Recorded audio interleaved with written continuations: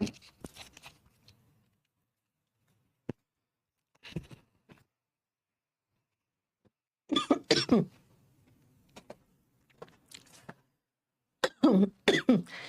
And welcome to all my champions. सारे champions को very very good morning. Good morning Nitesh, Himanshu, Aarav, Sachin, सारे champions को very very good morning.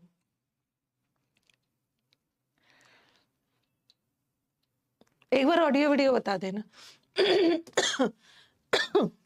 Audio video बता दीजिएगा और 2-3 क्वेश्चन आपसे पूछ लूं, उसके बाद एक्टिव और पैसिव वॉइस स्टार्ट करें।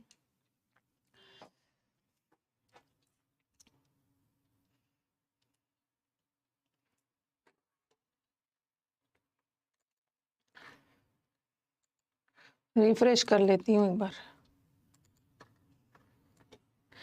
सारे चैंपियंस को very very good morning.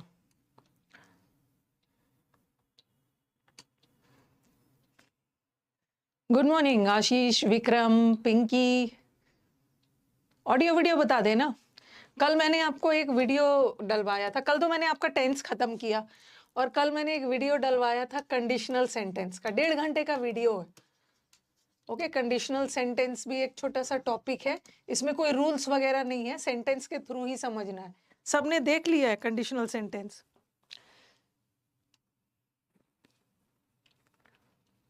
Good morning सभी चैंपियंस को, वेरी वेरी गुड मॉर्निंग।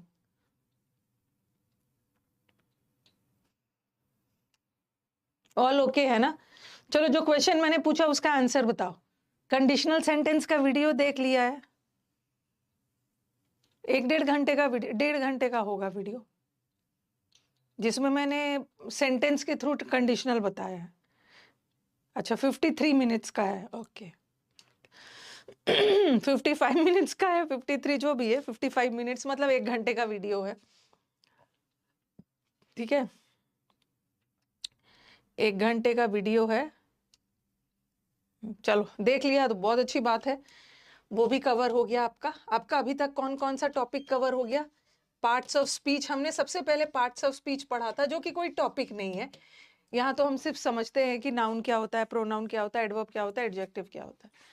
ठीक है, ये कवर कर लिया। फिर हमने कंजंक्शन किया। ठीक है, फिर हमने सब्जेक्ट वर्ब किया। फिर हमने वर्ब किया। वर्ब में वर्ब अकेला 5 टॉपिक के बराबर है। फिर हमने टेंस खत्म कर लिया। ठीक है, टेंस खत्म कर लिया। अब मैं 5वां चैप्टर वॉइस पढ़ाऊंगी। ठीक है, टेंस पढ़े हो तो वॉइस इसी से रिलेटेड है। और नरेशन, 6ठा टॉपिक नरेशन पढ़ाऊंगी। ओके, और उसके बाद फिर हमारा और छोटे छोटे टॉपिक्स है। नाउन छोटा टॉपिक है, आर्टिकल, क्वेश्चन टैग, ये सब छोटे छोटे टॉपिक्स है। ये सब में बहुत ज्यादा टाइम नहीं लगेगा। आप बोलोगे ना कि मैम 1 2 3 4 5 टॉपिक पढ़ाने में 2 मंथ्स लग गए थे, इसलिए क्योंकि ये टॉपिक्स बहुत लेंदी है। आपने देखा होगा अकेला वह भी आपका 17-18 दिन लग गया था। तो ये सब टॉपिक्स बहुत लेंदी लेंदी है। नाउन टॉपिक छोटा है, आर्टिकल छोटा है, क्वेश्चन टैग छोटा है, वो सब छोटे छोटे टॉपिक्स है, जिसको मैंने लास्ट में रखा है। ठीक है, देख लेना, आप देख लेना जो भी कंडीशनल सेट।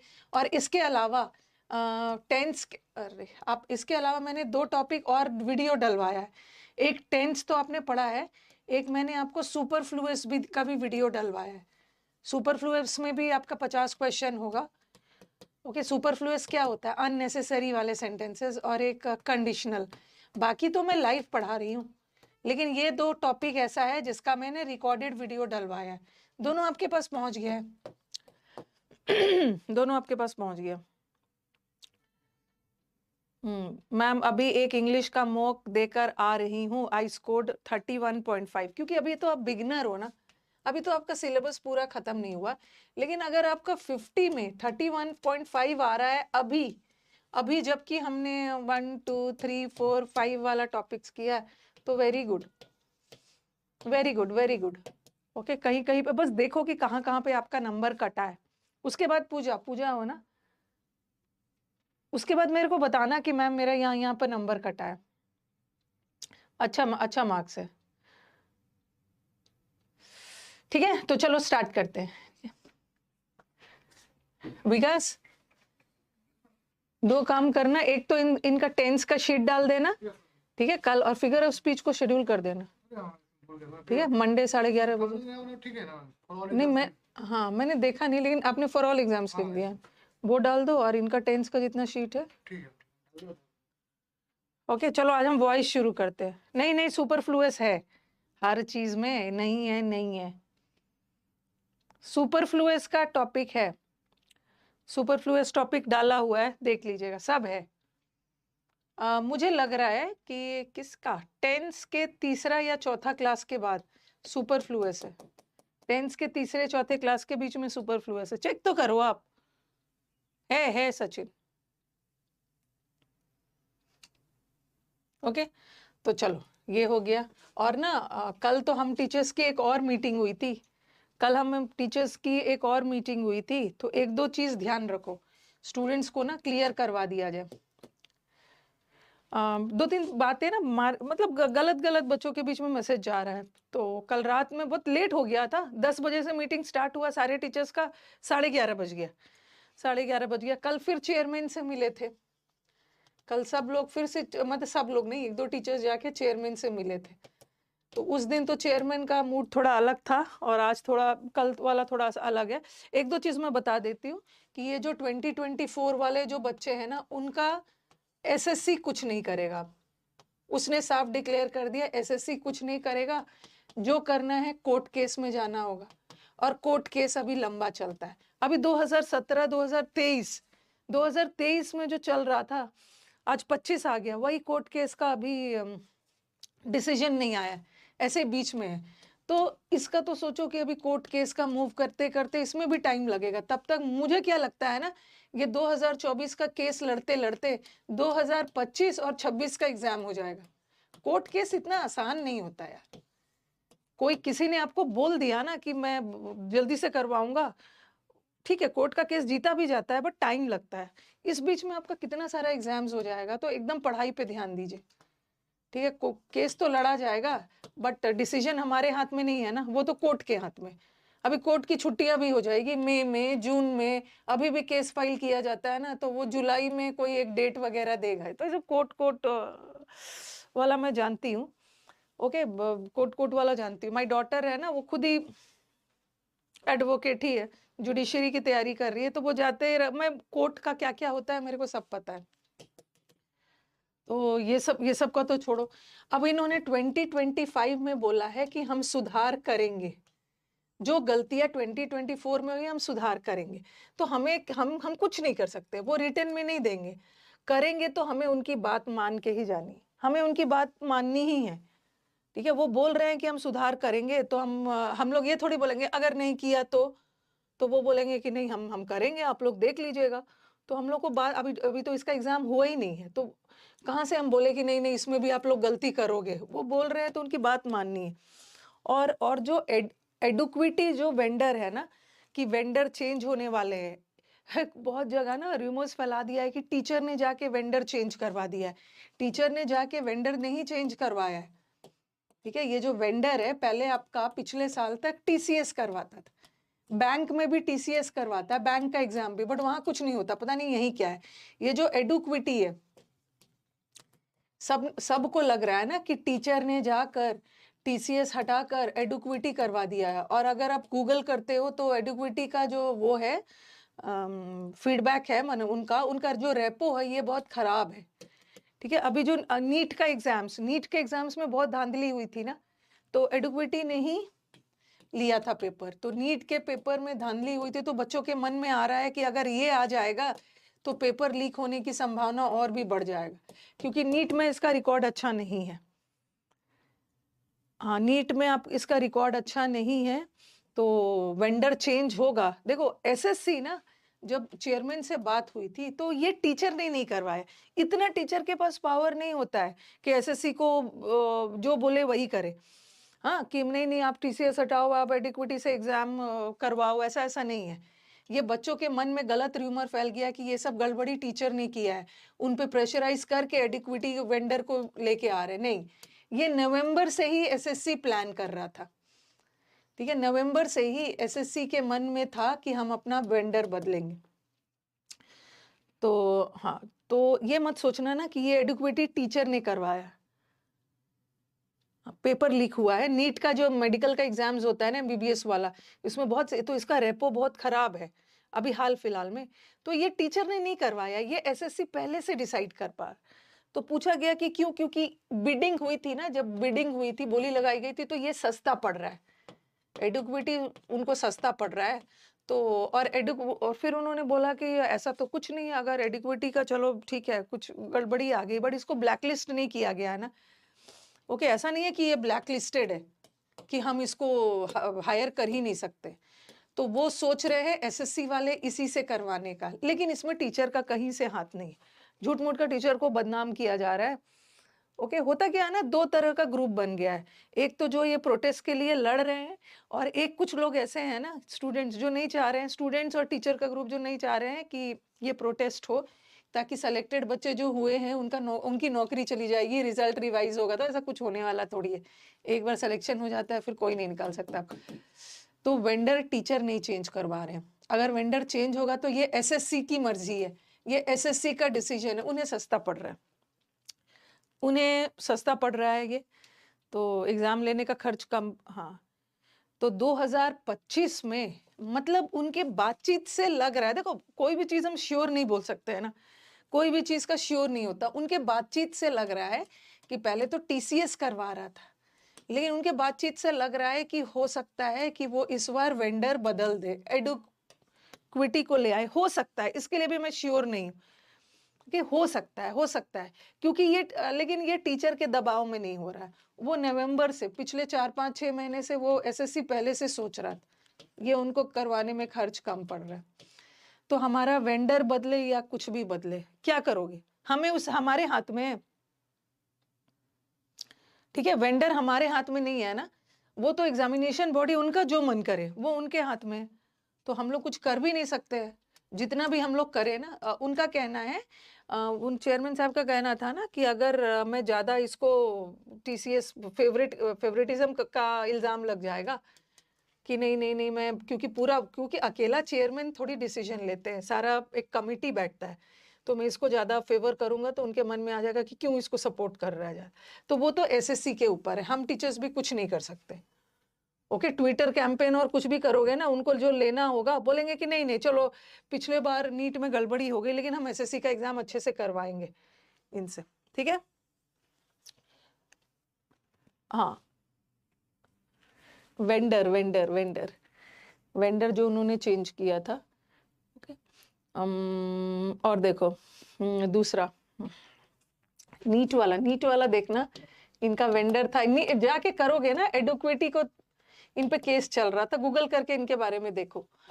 और दूसरा बात कि अगर वेंडर चेंज भी होता है तो नाउन प्रोनाउन में नहीं बदलेगा, वही नाउन ही रहेगा, वही क्लोज टेस्ट रहेगा, वही पीक्यूआरएस रहेगा। तो वेंडर चेंज होने से सिलेबस में कोई फर्क नहीं पड़ेगा, कोई फर्क नहीं पड़ने वाला, सब चीज वही रहेगा।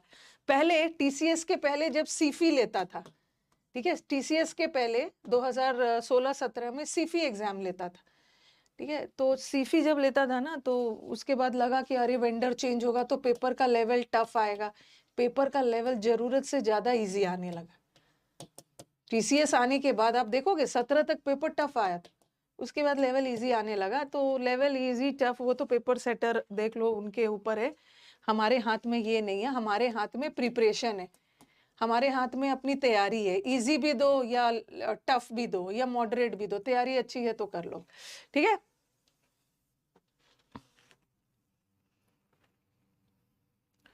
ओके, हाँ,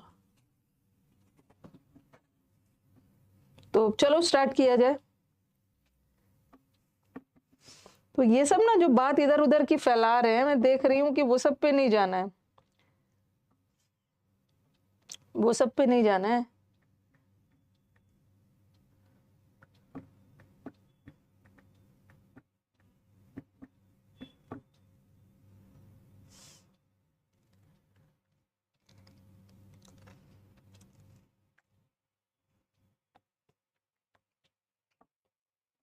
चलो अब फाइनली स्टार्ट करते हैं।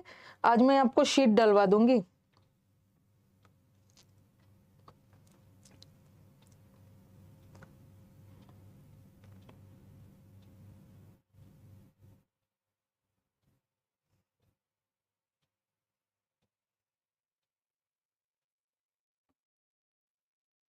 मैं टेक्नोलॉजी की बात कर रही हूँ भाई।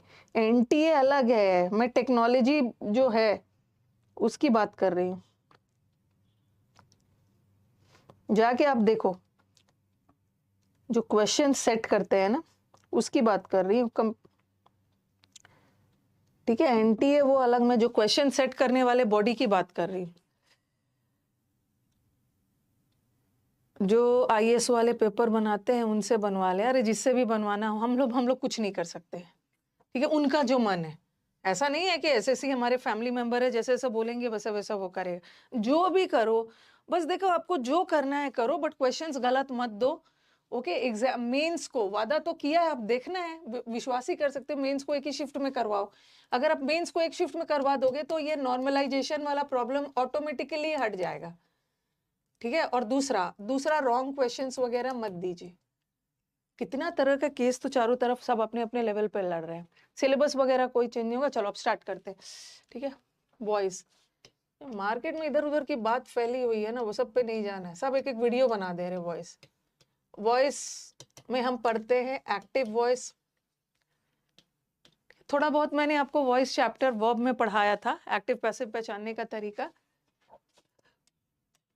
और एक होता है पैसिव। एनटीए तो है ही, मैं क्वेश्चन सेट करने के लिए बोल रही हूँ।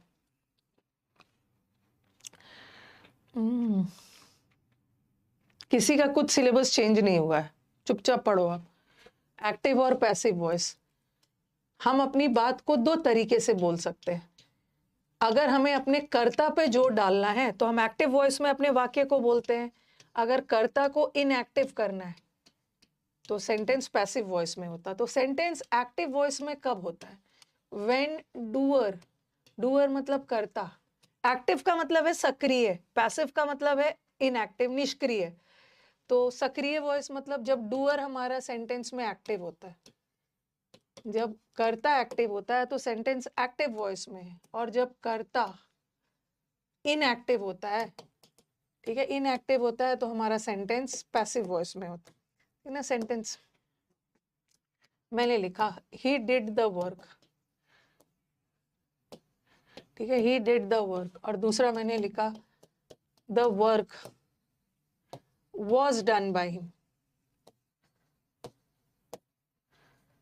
अब जरा सेंटेंस देखना, यहाँ पे हम किस पे ज्यादा जोर डाल रहे हैं? ही पर। ही डिड द वर्क, ही ने काम को किया। तो ही हमारे सेंटेंस का कर्ता है, डूअर है, डूअर है, करता है। और यहाँ पे ही एक्टिव है, वाक्य में ही एक्टिव है, ही ने काम किया। हम ही पे जोर डाल रहे हैं। काम किसने किया? ही ने किया। इसका मतलब है सेंटेंस एक्टिव वॉइस में। ठीक है, एक्टिव वॉइस में। लेकिन यहाँ पे देखो the work was done by him, यहाँ पर हमने ही पे जोर डाला, अपने कर्ता पे जोर डाला, तो सेंटेंस एक्टिव वॉइस में है। बट यहाँ हमने इस काम पे जोर डाला। यहाँ कर्ता ने काम किया, लेकिन यहाँ काम को कर्ता पे के द्वारा किया गया, तो हम वर्क पे ज्यादा जोर डाल रहे हैं और कर्ता को बाद में डाल रहे हैं। तो ये सेंटेंस पैसिव वॉइस में होगा। पैसिव, सॉरी, छोटे छोटे एग्जाम्पल्स लिख लीजिए। सिलेबस कुछ चेंज नहीं होता है।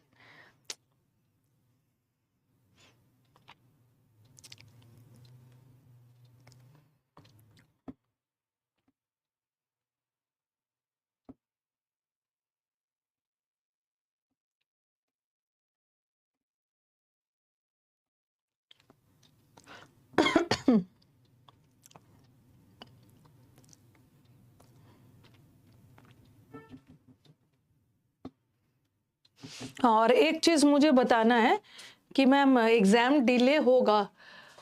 वैसे तो चेयरमैन ने उस पर कोई बात नहीं बोला है। हमारा 22 अप्रैल को नोटिफिकेशन आएगा और एग्जाम जून के लास्ट वगैरह में होने के प्रोबेबिलिटी है। ओके, तो एग्जाम डिले होने के बारे में ना उन्होंने ऐसा कुछ इशारा किया नहीं है कि एग्जाम का मतलब नोटिफिकेशन लेट से आएगा। लेकिन मुझे जहाँ तक लगता है ना कि ये नोटिफिकेशन को टाइम से लाएंगे ताकि बच्चे ना एग्जाम में मतलब लग जाए और ये सब भूल जाए। तो आप अपना मान के चलो कि नोटिफिकेशन टाइम से ही आएगा और मेरा एग्जाम हमारा एग्जाम जून लास्ट में होगा।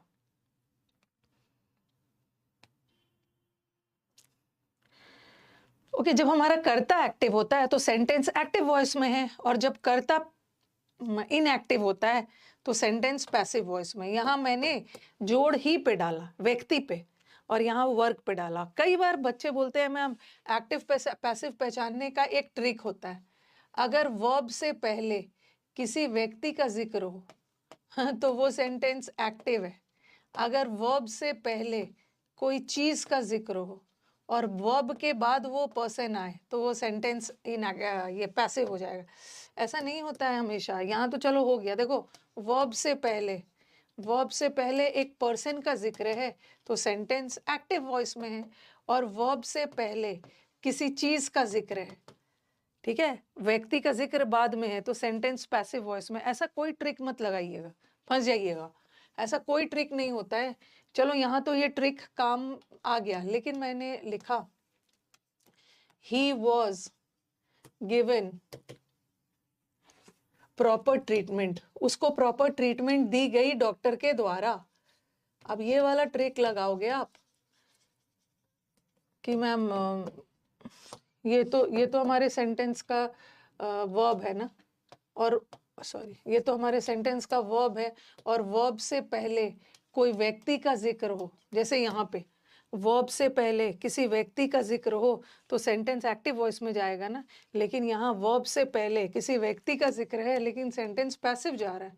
तो ये सब दिमाग में, और ये सब ट्रिक लगा के पढ़ना ही नहीं कि वर्ब से पहले कोई व्यक्ति है तो एक्टिव होगा। यहाँ भी तो वर्ब से पहले एक व्यक्ति का जिक्र है लेकिन ये पैसिव है, ठीक है। तो ये सब ट्रिक मत लगाना। बस यहाँ पे देखो he was given proper treatment, उसको प्रॉपर ट्रीटमेंट दी गई। उसने प्रॉपर ट्रीटमेंट किसी को नहीं दिया, उसको किसी के द्वारा, डॉक्टर के द्वारा, फ्रेंड के द्वारा ट्रीटमेंट दिया गया। यहाँ ही कुछ नहीं कर रहा है, यहाँ पे ही इनएक्टिव है, ही कुछ नहीं कर रहा, कोई और आके उसका ट्रीटमेंट कर रहा है, डॉक्टर कर रहा है, उसका दोस्त उसका ट्रीटमेंट कर रहा है, तो ये सेंटेंस पैसिव है। तो काइंडली ना ये सब ट्रिक पे मत जाना।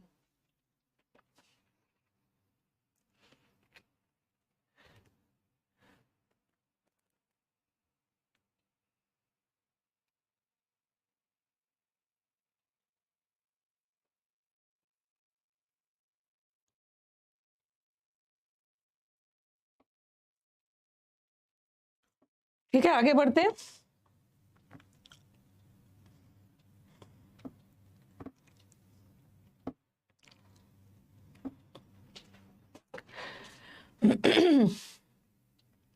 कुछ कुछ मुझे आते हैं ट्रिक सिखाने कि मैम व्यक्ति का जिक्र पहले हो ना एक्टिव है, और किसी चीज का जिक्र पहले हो तो पैसिव है। ऐसा कुछ नहीं, यहाँ भी व्यक्ति का जिक्र पहले।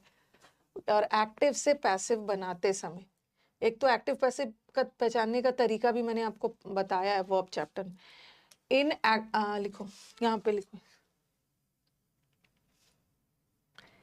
एक्टिव से एक्टिव का जो सब्जेक्ट होता है ना, ठीक है, याद रखना, the subject of active voice. एक मिनट बस देखो, मैंने लिखा, ये तो आपको पता ही है, ही डिड द वर्क, लिखना नहीं है इसको। इस सेंटेंस में ही क्या है? सब्जेक्ट। ये क्या है? वर्ब। ही ने क्या किया? काम को किया। ये सेंटेंस में ऑब्जेक्ट हो गया, ठीक है। और ये एक्टिव वॉइस है क्योंकि ही ने काम किया। एक्टिव का जो ऑब्जेक्ट होता है वो पैसिव में जाके सब्जेक्ट बन जाता है, द वर्क। और सेंटेंस पास्ट टेंस में है ना, तो हम वॉज लगाओगे। और एक्टिव से पैसिव बनाते समय वर्ब का थर्ड फॉर्म लगाते हैं। डू का थर्ड फॉर्म डन है, वो तो मैं बाद में बताऊंगी। पहले मुझे ये बताना है कि एक्टिव का जो सब्जेक्ट होता है, एक्टिव में जो सब्जेक्ट होता है वो पैसिव में जाके ऑब्जेक्ट बन जाता है, और एक्टिव का जो ऑब्जेक्ट होता है वो पैसिव में जाके सब्जेक्ट बन जाता है। ये तो सारे बच्चों को पता ही है, ओके, ये तो सबको पता है। एक्टिव का ऑब्जेक्ट, पैसिव का सब्जेक्ट, एक्टिव का सब्जेक्ट, पैसिव का ऑब्जेक्ट। ये तो लिखने की जरूरत नहीं है, अंडरस्टूड है। और दूसरा, एक्टिव से पैसिव, दो चीजें आपको इंपॉर्टेंट याद रखना है, ठीक है। ये वाला दोनों लिख लो, यहाँ पे नोट ऐसा ये वाला लिखना नहीं, इसको ऐसे छोड़ दो, ऐसे नोट डालो और लिखो। एक्टिव से पैसिव बनाते समय, ओके, एक्टिव से पैसिव बनाते समय हम वर्ब का थर्ड फॉर्म यूज करते हैं। ओके, पैसिव में वर्ब का थर्ड फॉर्म यूज करते हैं। और सबसे इंपॉर्टेंट चीज, एक्टिव और पैसिव में कभी कभी भी सेंटेंस का टेंस मत बदलना। नरेशन में टेंस बदलते हैं, नरेशन में तो कभी बदलते भी है, कभी नहीं भी बदलते हैं, वो तो मैं नरेशन चैप्टर में पढ़ाऊंगी डायरेक्ट इनडायरेक्ट में। बट बच्चे ये भयंकर गलती कर देते हैं कि एक्टिव से पैसिव बनाते समय सेंटेंस का टेंस ही बदल देते हैं। टेंस बदलते ही नहीं। एक्टिव अगर प्रेजेंट में है तो पैसिव भी प्रेजेंट में रहेगा। जैसे मैंने लिखा he writes a book, ऐसा लगा के दे देंगे। और एक ऑप्शन में दे देंगे a book was written by him, और एक ऑप्शन लिखना नहीं इसको, a book is written by him। तो ये सेंटेंस एक्टिव वॉइस में है और ये सेंटेंस एक्टिव वॉइस में है और सेंटेंस का टेंस प्रेजेंट है। अगर हमारा वाक्य प्रेजेंट टेंस है, ये हमारे वाक्य का सब्जेक्ट है, ये हमारे वाक्य का ऑब्जेक्ट है। एक्टिव में जो ऑब्जेक्ट होता है ना, पैसिव में सब्जेक्ट बन जाता है। तो अब बुक वॉज मत लगाना, क्योंकि ये प्रेजेंट टेंस है और एक्टिव से पैसिव बनाते समय टेंस नहीं बदलना। हमने तो इसको पास्ट कर दिया तो ये प्रेजेंट में होगा। अब बुक इज रिटन बाय, तो ये चीज भी ध्यान रखना। Okay, never change the tense of the sentence in active passive conversion. Active से पैसिव बनाते समय कभी भी वाक्य का टेंस नहीं बदलना है। अगर प्रेजेंट कंटिन्यूअस में है तो आपको भी प्रेजेंट कंटिन्यूअस में रखना है। ऐसा नहीं है कि प्रेजेंट कंटिन्यूअस में है तो उसको पास्ट परफेक्ट में कर दोगे। प्रेजेंट कंटिन्यूअस है तो प्रेजेंट कंटिन्यूअस ही रहेगा, प्रेजेंट परफेक्ट है तो प्रेजेंट परफेक्ट ही रहेगा। ओके, ये भी लिख लिया आपने। एक्टिव से पैसिव बनाते समय वर्ब का थर्ड फॉर्म यूज होता है और एक्टिव से पैसिव बनाते समय टेंस नहीं बदलता है। और एक्टिव से पैसिव बनाते समय कौन से प्रीपोजिशन का यूज होता है? बाय का। लेकिन कभी कभी बगैर बाय का भी सेंटेंस पैसिव बन सकता है। कभी कभी ना बगैर, जैसे यहाँ मैंने बाय लगा दिया, बाय लगा दिया तो आपको पता चल गया कि पैसिव है। अगर मैंने ऐसा लिखा, अ बुक वॉज रिटन, और मैंने यहाँ पे बाय नहीं लगाया, बाय नहीं भी लगाया, फिर भी सेंटेंस पैसिव है। अंडरस्टूड है, किताब अपने आप थोड़ी लिखी जाएगी। किताब किसी के द्वारा ही, किताब अपने आप खुद को थोड़ी लिख देगा, किसी के द्वारा ही लिखा गया है, तो पैसिव है। तो कभी कभी बगैर बाय का भी सेंटेंस पैसिव हो सकता है। तो अभी तक हमने 3 चीज सीखा। एक्टिव से पैसिव बनाते समय एक्टिव का जो सब्जेक्ट होता है पैसिव में ऑब्जेक्ट हो जाता है, और एक्टिव का जो ऑब्जेक्ट होता है पैसिव में सब्जेक्ट बन जाता है। और एक्टिव से पैसिव बनाते समय वर्ब का कौन सा फॉर्म लगना चाहिए? Third form. ओके, वर्ब का थर्ड फॉर्म, क्योंकि कभी कभी वर्ब का थर्ड फॉर्म एडजेक्टिव का भी काम करता है। जब वर्ब का थर्ड फॉर्म एडजेक्टिव का काम करने लगे, इसका मतलब है सेंटेंस पैसिव नहीं है। वर्ब का थर्ड फॉर्म को वर्ब का काम करना होगा पैसिव होने के लिए, एडजेक्टिव का नहीं, और टेंस नहीं बदल।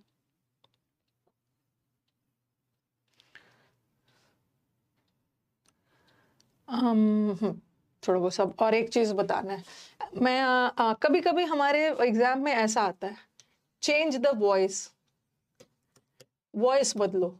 अब आपको पता करना होगा कि अगर हमारा क्वेश्चन सिर्फ लिख देते हैं चेंज द वॉइस, वॉइस बदलो, तो कभी कभी ऐसा होता है कि हमारा क्वेश्चन एक्टिव वॉइस में होता है और आपको उसको बदलना होता है पैसिव में। ठीक है, तो आपको पहचानना है सेंटेंस देख के कि एक्टिव है कि पैसिव है। ओके, और एक्टिव में आता है, आपको पैसिव में बदलना है। और कभी कभी ऐसा भी होता है कि हमारा वाक्य पैसिव में रहता है और उसका वॉइस बदलना है, मतलब अगर वो पैसिव में है तो हमें उसको एक्टिव में बदलना है। तो दोनों आ सकता है। ठीक है, दोनों आ सकता है कि एक्टिव से पैसिव भी बदलने का आ सकता है, क्योंकि इन्होंने लिखा है चेंज द वॉइस, वॉइस बदलो। अगर हमारा क्वेश्चन एक्टिव में है तो आपको उसको पैसिव में बदलना है, अगर पैसिव में है तो उसको एक्टिव में बदलना है। लेकिन अभी मैं रिसेंट एग्जाम, आपको थोड़ा पहचानना है कि सेंटेंस क्या में जा रहा है। ठीक है, लेकिन अभी हम, मैं लास्ट कुछ इयर्स का पेपर देख रही हूँ ना, उसमें वो साफ बदल दे रहे हैं, मतलब मेंशन कर दे रहे हैं, change the sentence into active voice. अगर ऐसा लिखा हुआ आ गया, सेंटेंस को एक्टिव वॉइस में बदलो, इसका मतलब है कि वो आया पैसिव में होगा।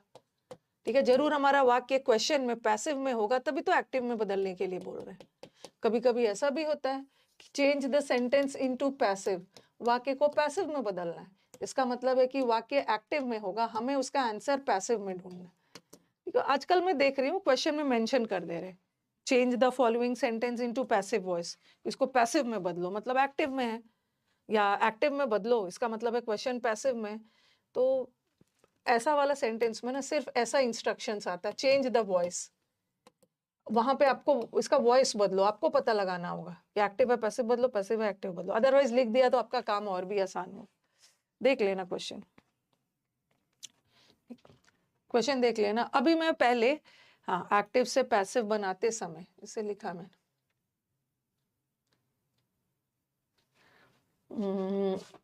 मैंने लिखा द टेबल was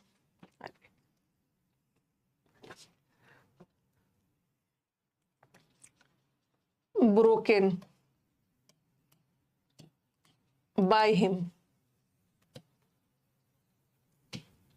ठीक है, और फिर मैंने लिखा, कभी कभी दोनों सेंस जा सकता है, मैंने लिखा I was interested in doing the work। I was interested in doing the work। देखो ये भी वर्ब का थर्ड फॉर्म है और इंटरेस्टेड भी थर्ड फॉर्म है। जब मैं आपको वर्ब चैप्टर पढ़ा रही थी उसमें आपको पढ़ाया था ना कि कभी कभी वर्ब का थर्ड फॉर्म, वर्ब तो होता ही है लेकिन कभी कभी वर्ब का थर्ड फॉर्म एडजेक्टिव भी होता है। कैसे पता करोगे कि कहाँ वर्ब का थर्ड फॉर्म है, एडजेक्टिव है और कहाँ वर्ब है? जहां जहां वर्ब के थर्ड फॉर्म से किसी एक्शन का बोध हो रहा है इसका मतलब है कि वो वर्ब है, और जहां पे वर्ब के थर्ड फॉर्म में कोई एक्शन नहीं हो रहा है, विशेषता बताई जा रही है, एडजेक्टिव है। The table was broken by him. ठीक है,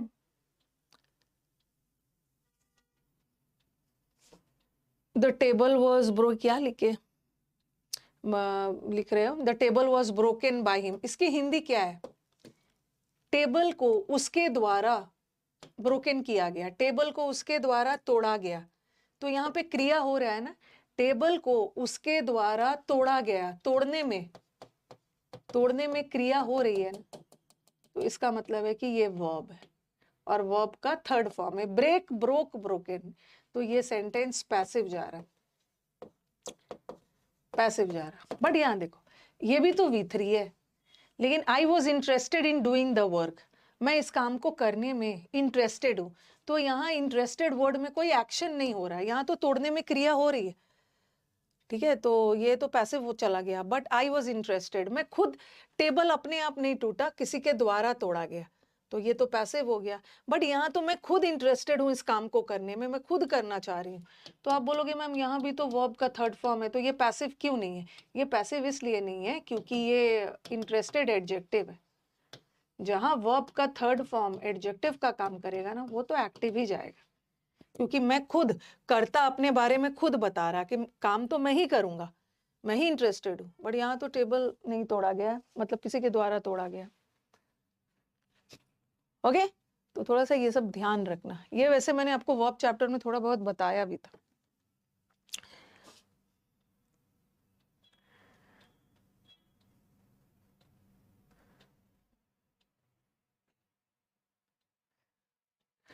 कभी कभी ऐसा भी सेंटेंस आया था, एक मैंने प्रीवियस पेपर में दिया था, ऐसा था, the school is open on Saturday. School Saturday को खुला रहता है, और the school is opened by the peon.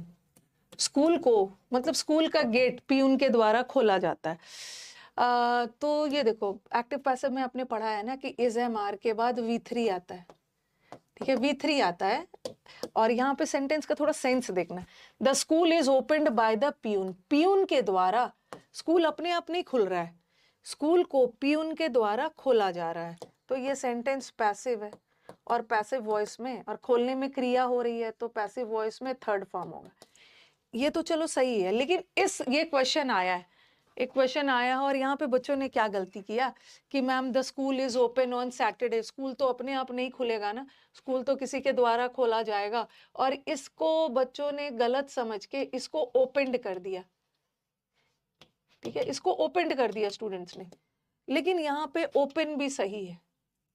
अब आपके दिमाग में आएगा मैम ऐसा क्यों, क्योंकि पैसिव वॉइस में स्कूल तो अपने आप नहीं खुलेगा ना, किसी के द्वारा ही खोला जाएगा।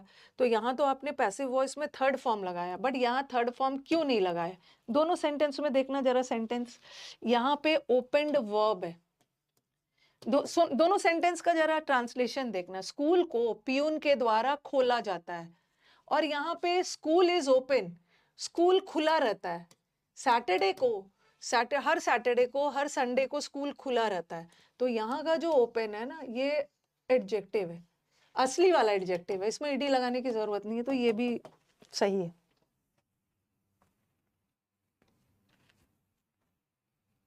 क्या सेकंड वाले सेंटेंस में क्या कहना चाह रहा है? क्या इसमें इतना दिक्कत है? पियून के द्वारा हर दिन स्कूल खोला जाता है, और स्कूल खोलने में क्रिया हो रही है, यहाँ का ओपन वर्ब है, और पैसिव वॉइस में ये वर्ब है, और पैसिव वॉइस में इज एम आर के बाद V3 आता है, बट यहाँ का ओपन एडजेक्टिव है, यहाँ कोई क्रिया का सेंस नहीं दे रहा। School is open, her Saturday को स्कूल खुला रहता है, तो सही है। ये खुला रहने का सेंस है, और ये पियून के द्वारा खोला जा रहा है स्कूल। तो ऐसी गलती मत करना कि ईडी लगा देंगे। ओके, कभी कभी ऐसा भी है, जैसे मैंने लिखा द टेबल इज ब्रोकन, थोड़ा सेंस देखना होता है। टेबल टूटा हुआ था, और मैंने लिखा the table was broken by the students. दोनों सेंटेंस में डिफरेंस दिख रहा है, दोनों सेंटेंस में डिफरेंस दिख रहा है ना। यहाँ पे ये जो ब्रोकन है एडजेक्टिव है, वर्ब का थर्ड फॉर्म एडजेक्टिव है, और यहाँ पे जो ब्रोकन है ये वर्ब है। देखो, the table was broken by the students, table को स्टूडेंट्स के द्वारा तोड़ा गया, तोड़ा गया था, तोड़ा गया, तो यहाँ तोड़ने में क्रिया हो रही है, तो ये वर्ब का थर्ड फॉर्म है, और जब वर्ब का थर्ड फॉर्म वर्ब का काम कर रहा है, क्योंकि यहाँ पे क्रिया हो रही है, तो ये सेंटेंस पैसिव। बट यहाँ पे देखो द टेबल वॉज ब्रोकन, यहाँ पे जो टेबल था वो टूटा हुआ था। टेबल कैसा था? टूटा हुआ था, तो ये तो एक्टिव वॉइस में जाए। अरे school is open, universal truth नहीं बोलना, मतलब एक हैबिचुअल एक्शन है, एक जनरल है कि स्कूल मतलब इसका रूटीन है कि हर सैटरडे को खुल रहा है। यूनिवर्सल ट्रूथ थोड़ी बोलोगे, यूनिवर्सल ट्रूथ तो sun rises in the east, water is essential for life, ये सब जगह पे ना बच्चे रॉन्ग कर देते हैं। वो पॉइंट को हाईलाइट करते जा रही हूँ जहाँ पे बाकी बच्चे रॉन्ग करते हैं। आप भी स्टूडेंट हो, आप भी यही सोच के रॉन्ग करोगे। ठीक है, अब स्टार्ट करते हैं। आपको याद होगा थोड़ा बहुत मैंने आपको वर्ब में पढ़ाया था, एक्टिव और पैसिव पहचानने का तरीका। कुछ बच्चों ने वर्ब चैप्टर तो किया नहीं था, तो अब चलो बता देती हूँ कि मैम कैसे पहचानेंगे कि कौन सा सेंटेंस एक्टिव है, कौन सा सेंटेंस पैसिव है। ठीक है, बस याद रखना कि अगर इज एम आर के बाद, is am are was were के बाद अगर आईएनजी आ रहा है, तो ये सेंटेंस एक्टिव है। ठीक है, अगर यही is am are was were के बाद वर्ब का थर्ड फॉर्म आ रहा है, इसका मतलब है सेंटेंस पैसिव। ठीक है, इज एम आर के बाद अगर थर्ड फॉर्म, ये वैसे मैंने आपको वर्ब में पढ़ा दिया था, कुछ बच्चों ने क्लास लेट से ज्वाइन किया था। अगर इज एम आर के बाद आईएनजी आ रहा है तो एक्टिव है, इज एम आर के बाद अगर V3 आ रहा है तो पैसिव है। लेकिन कभी कभी is am are was were के बाद V3 आता है, फिर भी सेंटेंस। अब बोलोगे अभी तो आपने बोला कि इज एम आर के बाद V3 आ गया तो सेंटेंस पैसिव है, लेकिन कभी कभी इज एम आर के बाद V3 आता है लेकिन फिर भी सेंटेंस पैसिव ना होके एक्टिव होता है। कब? जब वहां का V3 वर्ब ना होके वहां का V3 एडजेक्टिव का काम करने लगे, एडजेक्टिव का काम करने लगे। ओके, ऐसा मत सोचना कि जहां भी V3 दिख गया ना तो हमेशा वो सेंटेंस पैसिव ही होगा। ठीक है, हम एक्टिव से पैसिव बनाते समय V3 लगाते हैं, लेकिन कभी कभी V3 वाले सेंटेंस एक्टिव भी होता है। सबसे पहला कंडीशन क्या है, जब वाक्य में V3 एडजेक्टिव का काम करने लगे, एडजेक्टिव का। हाँ, ये तो वर्ब में मैंने बताया था। और एक चीज मैंने आपको बताया था कि जब भी सेंटेंस में हैज, हैव, हैड के बाद V3 आ गया, ठीक है, तो वो सेंटेंस एक्टिव है। और जब भी सेंटेंस में हैज, हैव, हैड के बाद बीन लगाकर फिर V3 आया तो सेंटेंस पैसिव। आप बोलोगे कि मैम आपने तो बोला है कि V3 आ गया तो पैसिव, क्योंकि हम पैसिव बनाते समय V3 लगाते हैं, लेकिन कभी कभी V3 एडजेक्टिव का काम करता है तो वो पैसिव नहीं है, एक्टिव है। और कभी कभी ऐसा भी होता है कि हैज, हैव, हैड के तुरंत बाद V3 लगाया ना तो वो सेंटेंस पैसिव नहीं है, एक्टिव है। और हैज, हैव, हैड के साथ बीन लगा के V3 लगाए तब वो पैसिव है। लिख लिया है तो अच्छी बात है। वैसे तो मैंने आपको वर्ब में लिखवा दिया है, लेकिन जो बच्चे लेट से ज्वाइन किए हैं लिख सकते हो। अभी एग्जाम्पल देती हूँ।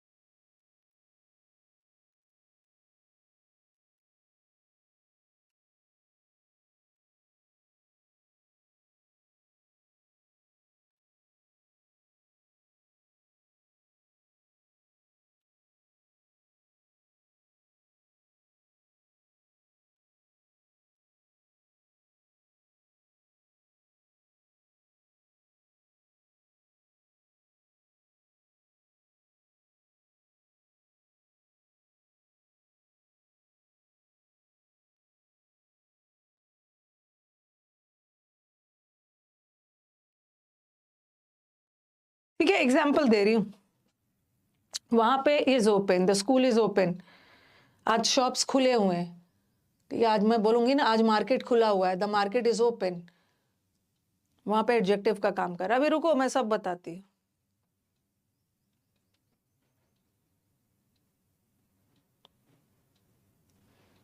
ओके, लिख लिया। एग्जाम्पल देने दो मुझे, तभी तो समझ में आएगा। आपको पता है ना, इतने दिनों से I can read your veins, आपका नर्व्स में मुझे पता है कि आप लोग क्या क्या दिमाग में चल रहा है और कहाँ कहाँ गलती करोगे।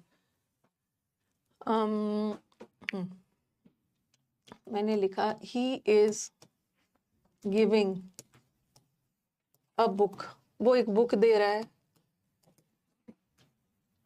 दूसरा, he is given a book. तीसरा, he was amazed, amazed का मतलब है आश्चर्यचकित था। और तीसरा, he has done the work। चौथा, the work has been done by him। अरे बाय लगा के तो काम आपका आसान कर दिया, नहीं भी लगाया फिर भी अंडरस्टूड। और फिर मैंने लिखा he has been taken to the hospital। और एक्टिव पैसिव पहचानने का तरीका बहुत जरूरी है।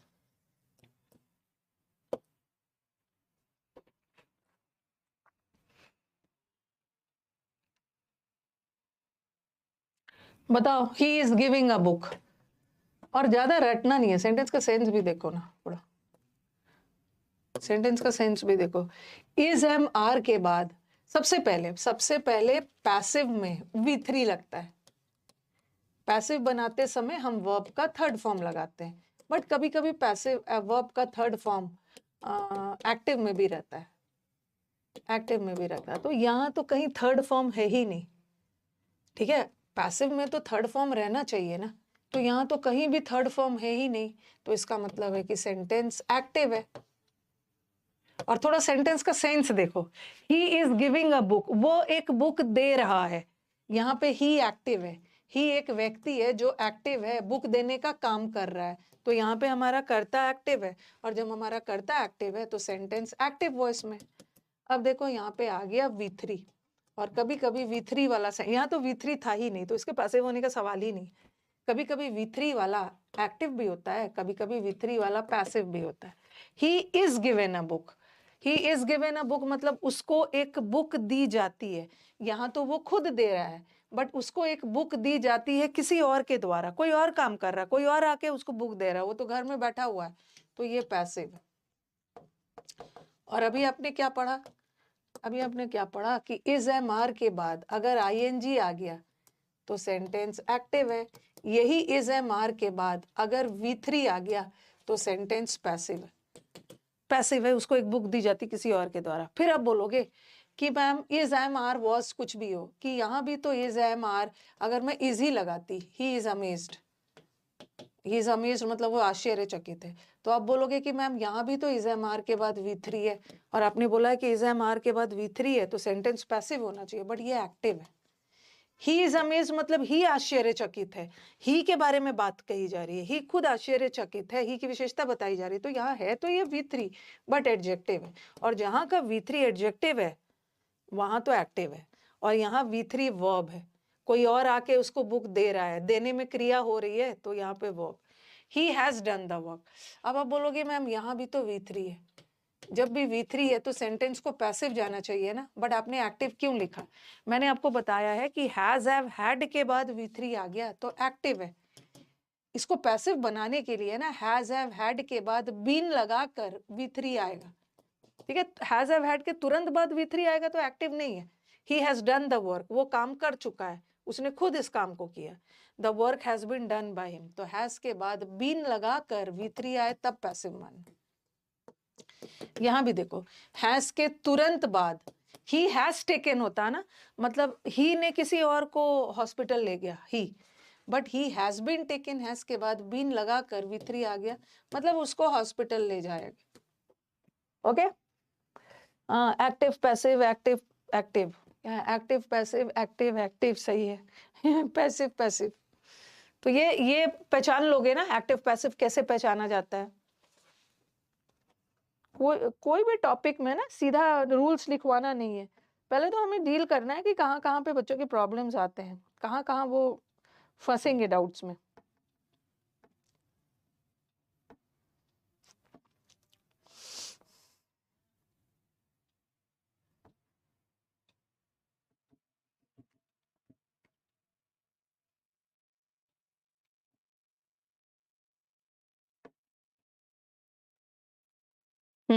कंफ्यूज मत होना कि जहां V3 देख गया उसको पैसिव समझ लिया, कभी कभी V3 वाला एक्टिव भी होता है, बशर्ते कि वो एडजेक्टिव हो, और हैज के तुरंत बाद V3 आ रहा है तो वो भी एक्टिव है, हैज के बाद बीन लगा के V3 आ रहा है तो वो पैसिव है। और एक जगह आप लोग कंफ्यूज हो सकते हो, और एक जगह ये भी बच्चों का कंफ्यूजन होता है, मैम हमने पढ़ा है ना कि जहां पे बीइंग आ गया, जहां पे बीन आ गया, बीन आ गया, अभी आपने बोला है ना बीन आ गया तो पैसिव है, और जहां पे बी आ गया तो पैसिव होगा, ऐसा नहीं है, ऐसा नहीं है, ये सब पैसिव तब होता है ना, सिर्फ बीन से नहीं होता, उसके बाद थर्ड फॉर्म आएगा तब पैसिव होगा, बी के बाद थर्ड फॉर्म आएगा तब पैसिव होगा। जरा सेंटेंस देखना, सेंटेंस देखना,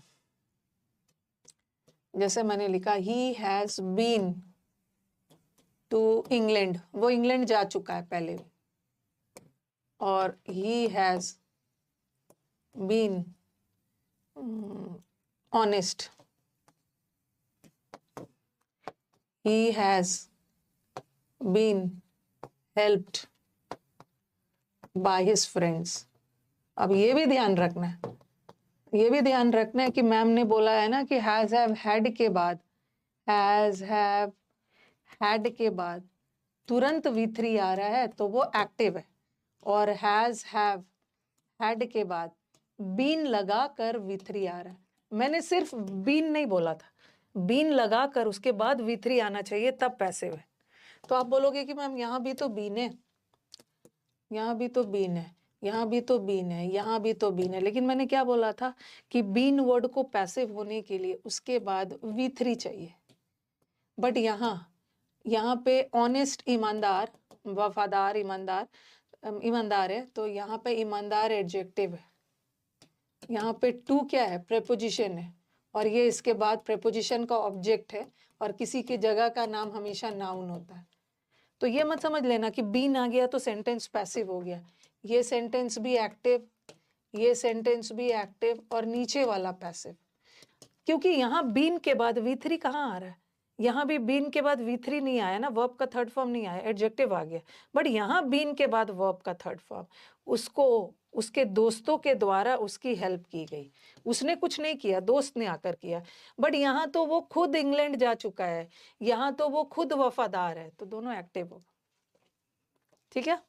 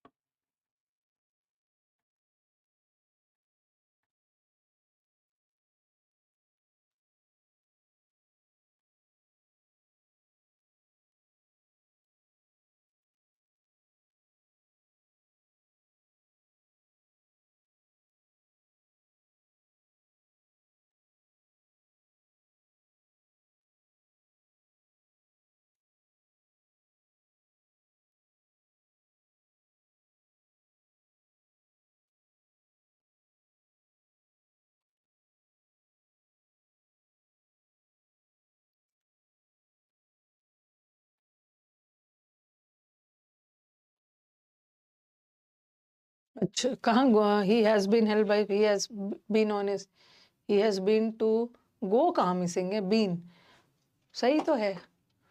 हैज के बाद है, देखो हैज के बाद बीन थर्ड फॉर्म है, हैज के बाद V3 आ गया तो सेंटेंस एक्टिव। यहाँ भी हैज के बाद थर्ड फॉर्म आ गया तो एक्टिव। बट यहाँ हैज के बाद बीन लगाकर थर्ड फॉर्म आया तो पैसिव। सब एक्टिव है। हाँ, क्या ma'am has been to England सही इनकम्प्लीट लग रहा है, बट मेरे को तो इनकम्प्लीट नहीं लग रहा है। He has been to England, वो पहले भी इंग्लैंड जा चुका है।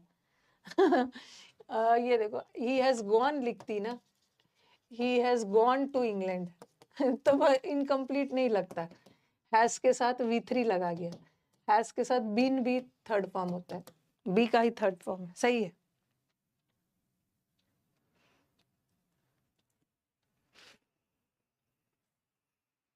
ओके, आगे बढ़े। अरे गो का थर्ड फॉर्म गॉन होता है, और बी का थर्ड फॉर्म बीन होता है। दोनों सही है, इंग्लिश है भाई, एक सेंटेंस को 50 तरीके से बोल सकते हो। आई टेक टी या आई हैव टी जैसे बोलते हो ना, वैसे ही बोल सकते हो। अब आ जाओ, मैंने लिखा he will be my student, वो मेरा स्टूडेंट रहेगा फ्यूचर में। फिर लिखा मैंने he will be true to his friends, आगे से वो अपने दोस्तों के प्रति सच्चा रहेगा, वफादार रहेगा। और he will be helped by me. देखो मेरा कहना ये है ना, मेरा कहना ये है कि मैम हैज के बाद बीन लग गया तो पैसिव होगा नहीं, हैज के बाद सिर्फ बीन लगा है तो एक्टिव होगा। लेकिन यही क्योंकि हैज के बाद थर्ड फॉर्म आ रहा है, लेकिन हैज के बाद बीन लग के V3 आएगा ना, तब पैसिव मानना। ओके, तो ये जो बीन को पैसिव तब मानोगे जब उसके बाद थर्ड फॉर्म आए, बी को पैसिव तब मानोगे जब थर्ड फॉर्म आए, और बीन को भी पैसिव तब मानोगे जब थर्ड फॉर्म आए। यहाँ देखो, माई स्टूडेंट, स्टूडेंट नाउन है, ट्रू का मतलब है सच, सच किसी की विशेषता बता रहा है, ट्रू, तो ये भी एडजेक्टिव है, और ये वर्ब। अब देखो, यहाँ बी के बाद एक नाउन आया, यहाँ भी बी के बाद एक एडजेक्टिव आया, तो सेंटेंस एक्टिव है। पैसिव कब होगा? जब इस वी के बाद थर्ड फॉर्म आएगा। और थोड़ा इसका ट्रांसलेशन भी करती हूँ, यह मेरा स्टूडेंट रहेगा, तो खुद ही ये ही लड़का है जो मेरा स्टूडेंट रहेगा, खुद ही है जो अपने दोस्तों के प्रति वफादार रहेगा, बट यहाँ ही कुछ नहीं कर रहा है, काम मैं करूंगी, मैं जाके उसकी हेल्प करूँ। ओके, तो व्हाट आई मीन टू से कि बीन देख के पैसिव मत समझ लेना। बीन वाला सेंटेंस पैसिव तब होगा जब उसके बाद V3 आए। सब बता दिया है मैंने एक्टिव पैसिव पहचानने का तरीका, अब आपके एंड से रॉन्ग नहीं होना चाहिए।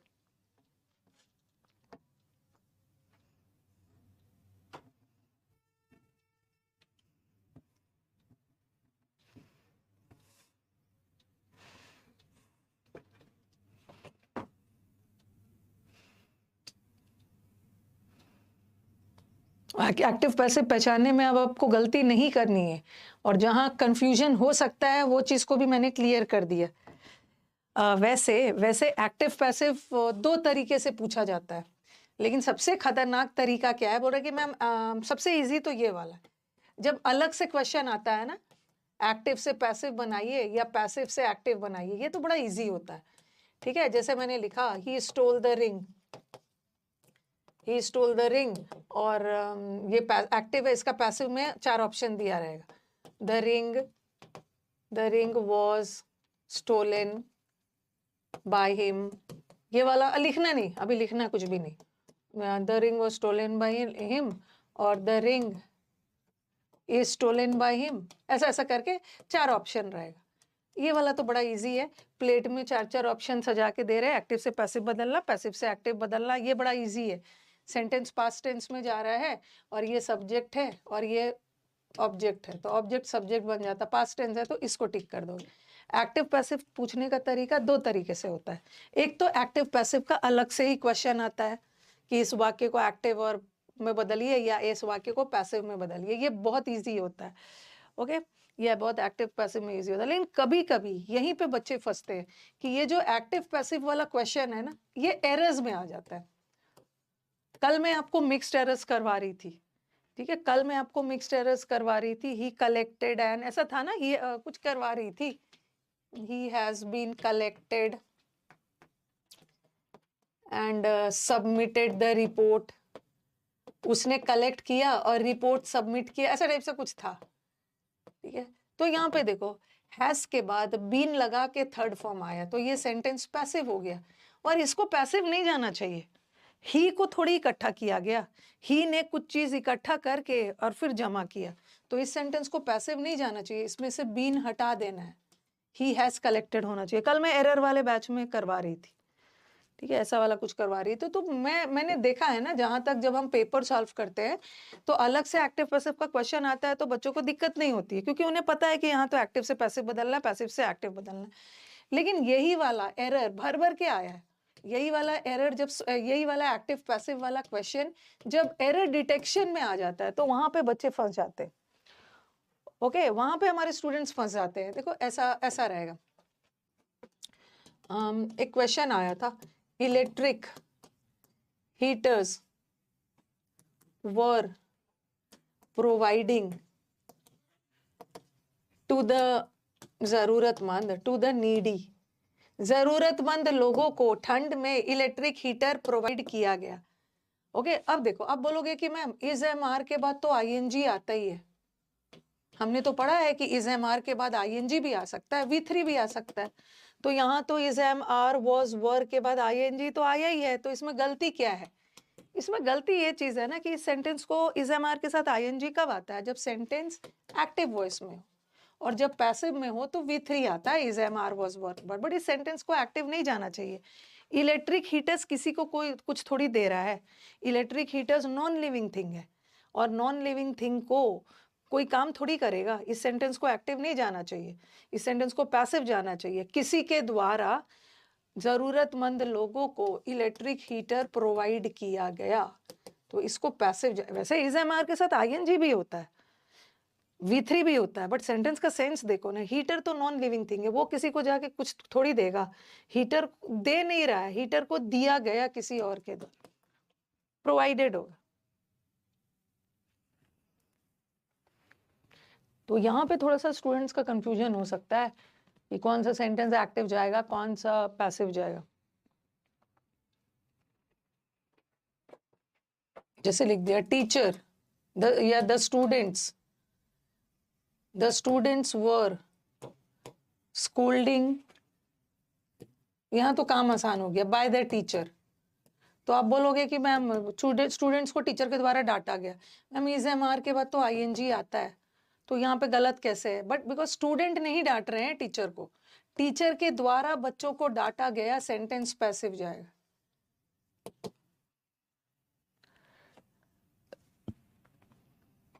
ठीक है,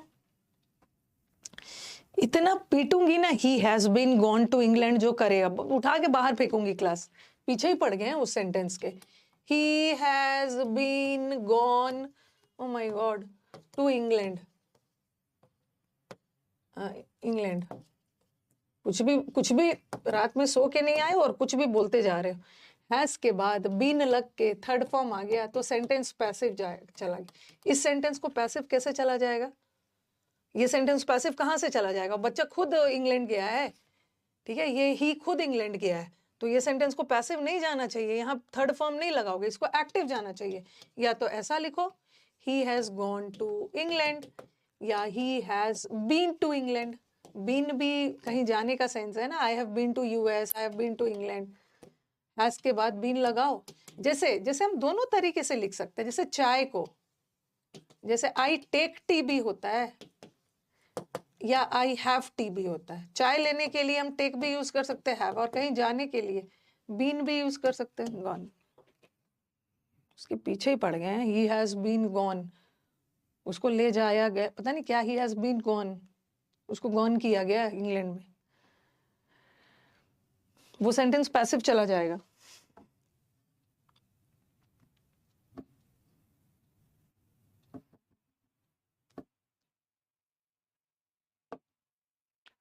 हो गया, इंग्लैंड जाके ही मानेगा।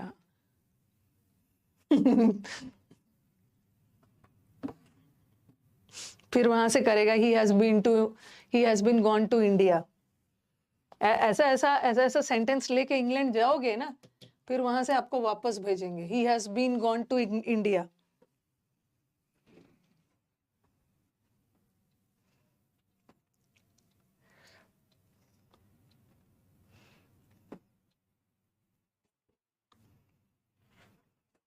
हो गया बेसिक। अभी कुछ भी कंफ्यूजन है तो बता दीजिए। जैसे many people were injuring, many people were injuring during road accidents। लोग रोड एक्सीडेंट में घायल कर नहीं रहे थे, घायल हो रहे थे। रोड एक्सीडेंट्स में बहुत सारे लोग घायल होते हैं रोड एक्सीडेंट्स के द्वारा, ड्यूरिंग एक्सीडेंट। तो आप बोलोगे मैम इज़एमआर के बाद तो आईएनजी आता है ना, तो गलती कहाँ से है? बट पैसिव जाना चाहिए। लोग घायल कर नहीं करते हैं, रोड एक्सीडेंट में लोग घायल होते हैं, तो V3 लगाना, वर इंजर्ड। ओके,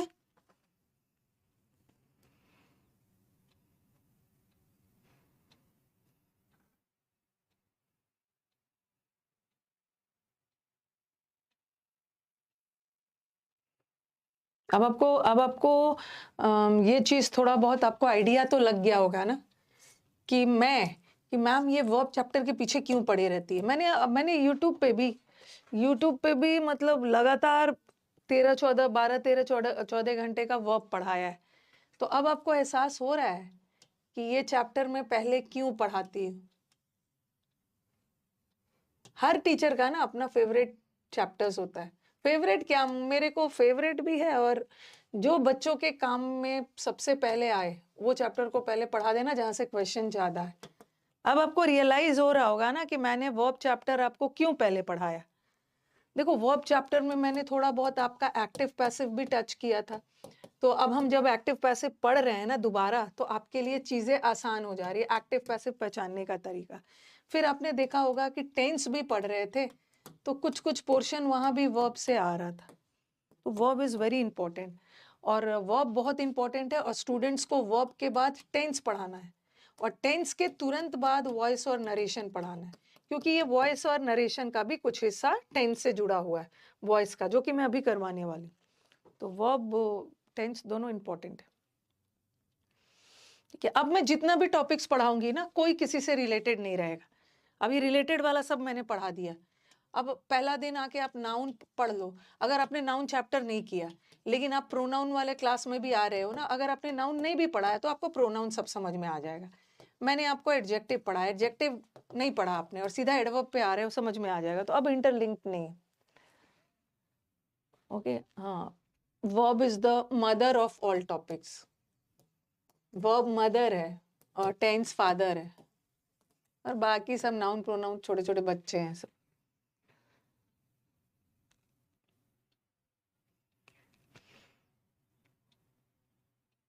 देखो मेरे बैचेस 3.5 से 4 मंथ्स में खत्म हो जाता है, तो काउंट कर लो। कभी कभी क्या होता है, कोई कोई बैच में बच्चों के डाउट्स वगैरह थोड़ा ज्यादा आते हैं, तो कभी कोई कोई क्लास थोड़ा स्लो हो जाता है। जैसे अगर किसी बैच में मैंने टेंस 6 क्लास में करवा दिया है, किसी बैच में टेंस 7 क्लास में हुआ।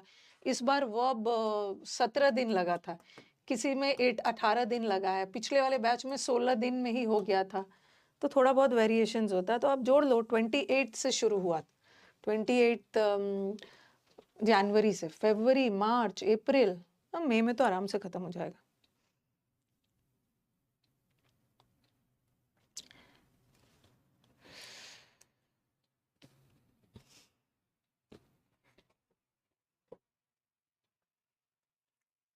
और इतना जो दादा बाबा नाना नानी कर रहे हो ना, यही आपकी नैया पार लगाएगा। पहले जितना रेलवे वालों को छोड़ दो, यही आपकी नैया पार लगाएगा। जितना जल्दी हो सके इसको समझ लो। ये बहुत कंजंक्शन है, ये बहुत वफादार सब्जेक्ट है, बशर्ते कि आप इसकी रिस्पेक्ट करिए। ठीक है, इसकी रिस्पेक्ट करिए इंग्लिश की। ये बहुत वफादार है, ज्यादा इधर उधर नहीं करता है। इंग्लिश में खास करके एसएससी में ज्यादा क्वेश्चंस बदलते नहीं है। आसानी से अगर थोड़ा सा कंसिस्टेंट रहोगे, आसानी से इंप्रूव होगा। इसकी रिस्पेक्ट करो, बहुत फेथफुल है, वफादार है, और सबसे ज्यादा वेटेज इसी का है ना, सबसे ज्यादा वेटेज इसी का है। ओके, 135 मार्क्स मेंस में। ठीक है, फिर 50 नंबर है, तो इसको आप नजरअंदाज नहीं कर सकते, क्योंकि सबसे ज्यादा क्वेश्चन इसी से आ रहा है, इसी से आ रहा है, चाहे बैंकिंग हो या एसएससी हो। ठीक है, क्योंकि मैथ्स तो बिना बोले ही सब पढ़ लेंगे, मैथ्स बिना बोले ही पढ़ लेंगे। और वफादार है, ज्यादा नंबर उठाना है तो इस सब्जेक्ट पे ध्यान देना, क्योंकि इसका वेटेज ज्यादा है। और अगर एग्जाम में आपको रैंक अच्छा चाहिए, ठीक है, अगर आपको अपने कॉम्पिटिटर से, जैसे आपको एएसओ और एमईए और वो सब में चाहिए, तो अगर रैंक अच्छा चाहिए कि मेरा एग्जाम में सिर्फ सिलेक्शन ही नहीं चाहिए, मेरे को रैंक अच्छा चाहिए, तो कौन सा सब्जेक्ट किंग मेकर है? कौन सा सब्जेक्ट किंग मेकर का काम करेगा? दैट इज, क्योंकि जीएस को सब बच्चा नेग्लेक्ट करता है, बोलेगा मैम इतना समंदर है, कितना पढ़े, और कभी कभी तो इतना पढ़ के जाते हैं वो पार्ट में से आता ही नहीं है, क्या करे। लेकिन समझदार बच्चा आए चाहे नहीं आए, पढ़ के तो पूरा जाता है। और कभी कभी क्या होता है ना, आपका लक इतना अच्छा होता है कि आपने जैसा, हर बच्चे का जीएस पढ़ने का टेक्निक अलग होता है। आपने जिस पार्ट को पढ़ा उसी से सारा क्वेश्चंस आ गया। ओके, उसके बाद सब स्ट्रैटेजी बताने लगते हैं। तो जीएस भी एकदम लक वाला है, जो मतलब आप पढ़ के गए हैं ना, ठीक वही वाले एरिया से आ गया, किंग मेकर है, तो इसको तो पढ़ना ही है। ये सोच के नहीं जाना है कि कितना वास्ट है, कितना पढ़े आएगा कि नहीं आएगा, बस पढ़ के जाना है अपने हिसाब, अपनी तरफ से 100% पढ़ के जाना है। मैथ्स सब लोग पढ़ लेता है, इंग्लिश भी मन मार के पढ़ लेंगे, रीजनिंग तो पढ़ ही लेते हो, लेकिन इसको पढ़ने में सबका मन नहीं लगता है। लेकिन जो इसको ध्यान से पढ़ा, रैंक उसका बहुत ऊपर आ जाता है। आजकल तो सब परमार सर से ही पढ़ रहे हैं।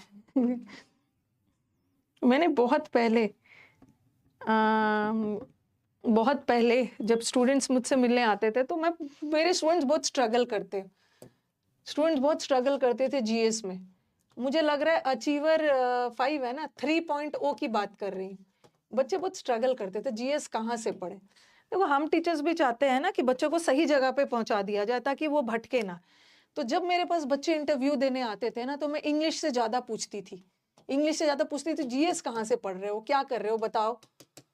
तो बच्चे, बहुत सारे बच्चे परमार सर का नाम लेते थे, तो मैं क्लास में आके बताती थी कि भाई आप लोग जाके देखो। और मैं परमार सर को पर्सनली उस समय जानती भी नहीं थी। कई सारे स्टूडेंट्स इल्जाम लगा जाते हैं कि मैम आप प्रमोट कर रहे हो टीचर को। अरे मैं कौन होती हूँ, टीचर के अंदर दम है, मैं कौन होती हूँ किसी को प्रमोट करने वाली।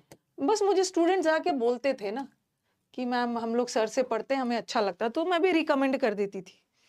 ठीक है, मैं भी रिकमेंड कर देती थी कि एक बार जाके पढ़ के देखो कैसा है। मतलब मुझे लग रहा है 6, 7, 8, 9 महीना, 9, 10 महीने पहले की बात है, 6, 7 महीने पहले। तो वो आपके ऊपर है, ऐसा थोड़ी है कि आपको, आपके ऊपर है। मैं तो खाली बोल ही सकती हूँ, क्योंकि और मुझे भी नहीं पता था परमार सर के बारे में। मुझे भी अपने स्टूडेंट से ही पता चला, अब चलो, अब मैं थोड़ा सा वॉइस और टेंस को जोड़ती हूँ। वॉइस और टेंस, अब एक टेबल बनाऊंगी अच्छा से। आपको अगर आपका पेज का लास्ट पोर्शन बचा है ना, तो वहां पे मत लिखो, पेज पलटो, फ्रेश पेज लो।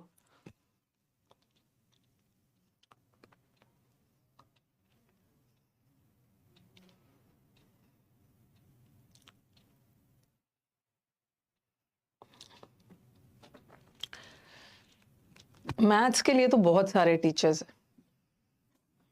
जीएस के लिए कम कम टीचर्स मिलेंगे, मैथ्स का तो पूरा इतने सारे टीचर्स हैं। आप अपना देख लो, आपको इतना दिमाग भगवान ने दिया है ना डिसाइड करने का कि किस टीचर के साथ मेरी कंपैटिबिलिटी बैठ रही। चलो वॉइस सेंटेंस, हाँ एक चीज़ मुझे बताना है, मैंने आपको टेंस में, प्रेजेंट टेंस में अभी लिखना नहीं, ठीक है, लिखना नहीं। प्रेजेंट टेंस में 4 कैटेगरी बताया है क्या? एक बताया था सिंपल प्रेजेंट, दूसरा present continuous, present perfect,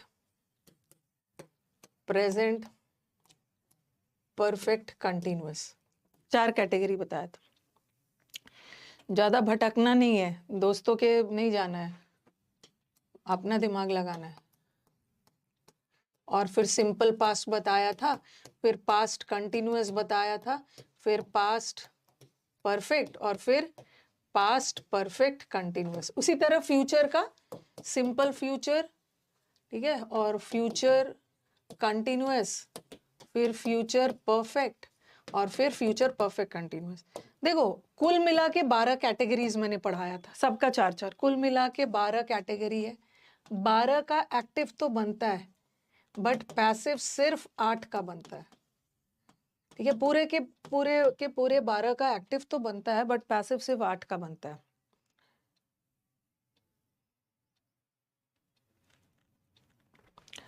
okay, B का सेकेंड फॉर्म जो है ना, वॉज वॉर है, वॉज वॉर पढ़ा दिया है मैंने। बी के फॉर्म्स वर्ब चैप्टर में पढ़ाया है ना।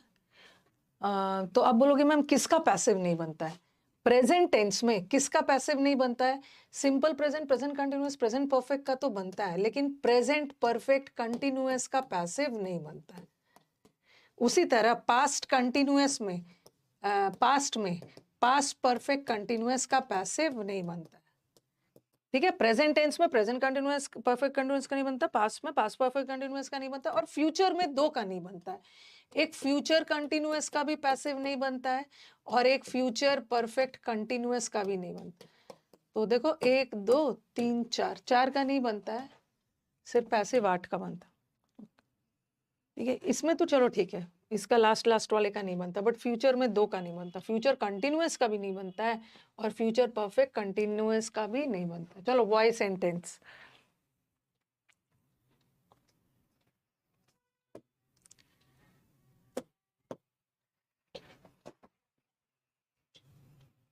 मैं प्रेजेंट टेंस लिख रही हूँ। ठीक है, पहले मैं प्रेजेंट टेंस से शुरू करती हूँ, आप देख लो कि आपको कैसे लिखना है। प्रेजेंट टेंस में सबसे पहले हम लोग चलेंगे, मैं छोटा छोटा एग्जाम्पल दे रही हूँ। ओके, एग्जाम्पल छोटा छोटा दूंगी, लेकिन जब प्रैक्टिस हम लोग करेंगे ना, तो लेंदी सेंटेंसेस का करेंगे जो एग्जाम में आया है, क्योंकि लेंदी सेंटेंस लिखना 4 ऑप्शन के साथ पॉसिबल नहीं है, तो वो तो मैंने स्लाइड में डाला हो, वहीं पे टिक कर लेंगे। सबसे पहले हम चलते हैं सिंपल प्रेजेंट।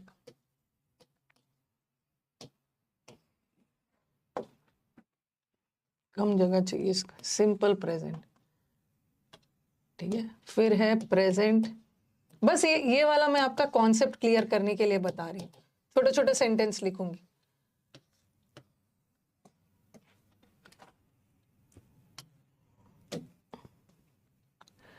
और एक है प्रेजेंट परफेक्ट, ऐसे लिखोगे ना तो एक जगह चीजें समझ में आ जाएगी। और एक है प्रेजेंट परफेक्ट कंटिन्यूअस। एक्टिव तो सबका बनता है, यह एक्टिव सबका बनता है, पैसिव सिर्फ 8 का बनता है।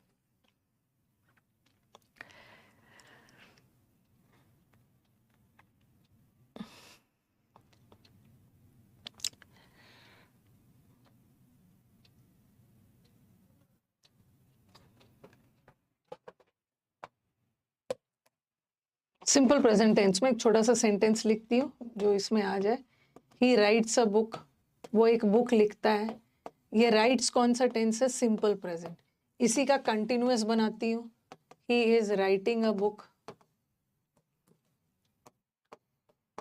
बुक लिख रहा है, और इसका प्रेजेंट परफेक्ट बनाती हूँ। प्रेजेंट परफेक्ट का मतलब है, प्रेजेंट परफेक्ट का मतलब है क्या? हैज, हैव प्लस वर्ब का थर्ड फॉर्म। और प्रेजेंट कंटिन्यूअस ये तो आपने टेंस में पढ़ ही लिया है, is, am, are plus ING. Passive में, सॉरी एक्टिव में पढ़ा है, ठीक है। तो he is writing a book और he has written a book.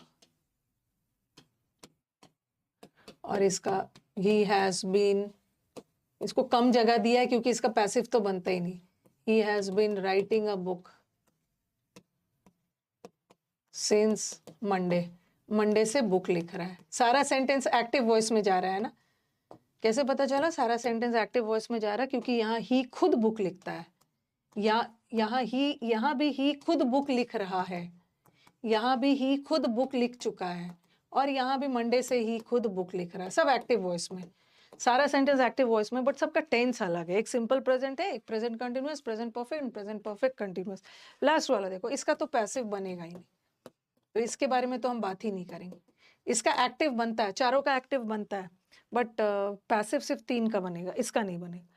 Okay, अब देखो, ये हमारे वाक्य का सब्जेक्ट है, ये वर्ब है और ये ऑब्जेक्ट है। हम पैसिव बनाते समय सिंपल प्रेजेंट टेंस का पैसिव बनाते समय क्या लगाते हैं? Is, am. एक है तो इज, बहुत सारे हैं तो आर, आई के साथ am, is am are plus V3, ठीक है, is am are plus V3। और जब कंटिन्यूअस का पैसिव बनाते हैं ना, कोई भी प्रेजेंट कंटिन्यूअस का पास्ट कंटिन्यूअस में वॉज लग जाता है, बट प्रेजेंट कंटिन्यूअस से इज एम आर, यहाँ तो इज एम आर के तुरंत बाद V3 लग गया। बट जब भी हम आईएनजी का पैसिव बनाते हैं तो वहां पे बीन लगा के बनाते हैं, बीन प्लस V3। यहाँ तो इज एम आर के तुरंत बाद V3 आ गया और यहाँ बीन लगा के। ओके, और दूसरा, इसका पैसिव कैसे बनेगा? जब भी वाक्य में हैज, हैव आ गया तो उसका पैसिव बनाने के लिए, एक है तो हैज, बहुत सारे है तो हैव, और उसके बाद हैज, हैव, हैड का पैसिव बनाने के लिए बीन प्लस V3 लगाना। तुरंत यहाँ तो हैज, हैव, हैड के तुरंत बाद V3 लगा है एक्टिव में, बट पैसिव बनाने के लिए बीन प्लस V3 लगाई। अब मैं सबका लिख रही हूँ। एक्टिव देखो, अ बुक, एक बुक है तो ये हमारे सेंटेंस का ऑब्जेक्ट है, इसको सब्जेक्ट बना लिया। ओके, और एक्टिव पैसिव में टेंस नहीं बदलता है। ये सिंपल प्रेजेंट है तो आप भी सिंपल प्रेजेंट में रखना। अगर कोई प्रेजेंट कंटिन्यूअस है तो आप भी प्रेजेंट कंटिन्यूअस रखना। एक बुक है, अगर बहुत सारा बुक्स होता तो आर लगाती, अगर आई होता तो एम लगाती, बट एक बुक है तो इज लगाऊं। अ बुक इज, और राइट का थर्ड फॉर्म रिटन, और एक प्रेपोजिशन लगा देना, a book is written by. और ही तो सब्जेक्ट है, बट पैसिव में तो इसको ऑब्जेक्ट बनाना है, तो ही का हिम कर दे, हिम।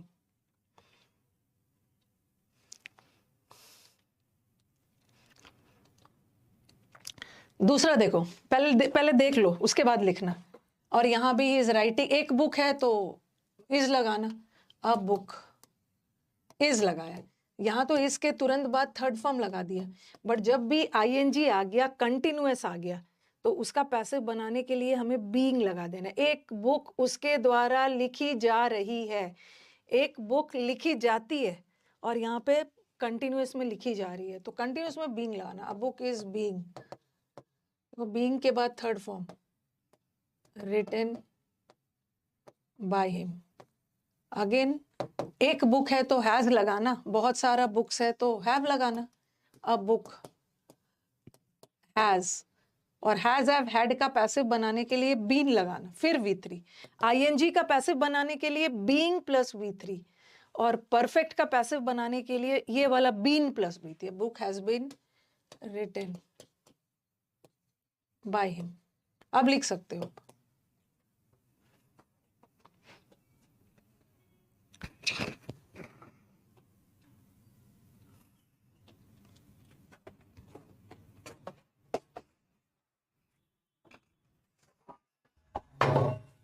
लिख के डन बोलिएगा, उसके बाद मैं पास्ट पे आऊंगी। प्रेजेंट परफेक्ट कंटिन्यूअस का पैसिव नहीं होता। लिखिए पहले इसको।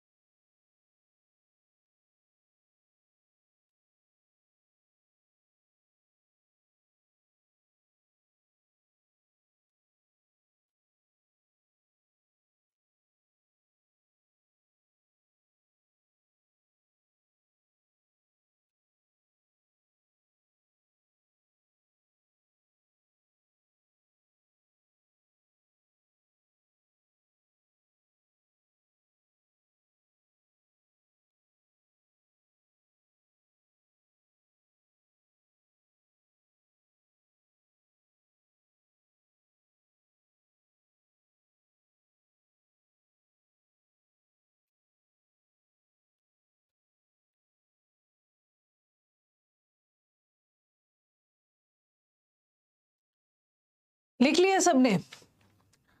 देखो आप तो अपना अलग से लिखना, अब मैं इसी में फिर से नहीं लिखूंगी, लेकिन आप अलग से लिखना। ओके, अभी मैंने प्रेजेंट लिखा, अभी मैं पास्ट करूंगी।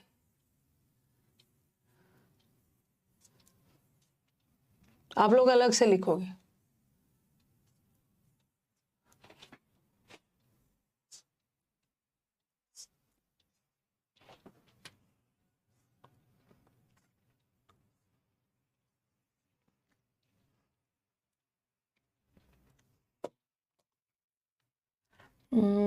यस, अभी मैं पास्ट टेंस लिखूंगी, ठीक है। पास्ट टेंस में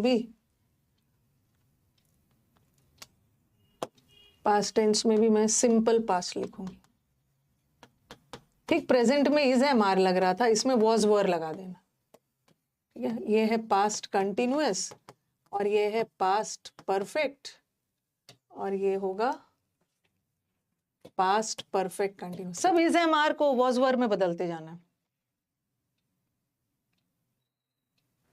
ओके। जैसे ही राइट्स बदल गया ही रोट अ बुक में, ही रोट अ बुक, ठीक है। एक्टिव पैसिव में टेंस नहीं बदलना है, पास्ट है तो पास्ट रखना, प्रेजेंट है तो प्रेजेंट रखना।